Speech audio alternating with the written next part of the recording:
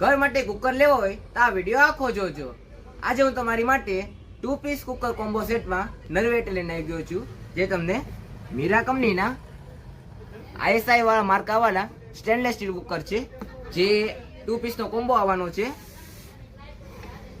જેનું ઢાંકણું બહારની બાજુ ખુલશે આ રીતે, અને 2 પીસનો કોમ્બો છે એટલે 2 કુકર આવશે, સાથે આ રીતે બેમાં તમને ઢાંકણું ચડી જવાનું છે।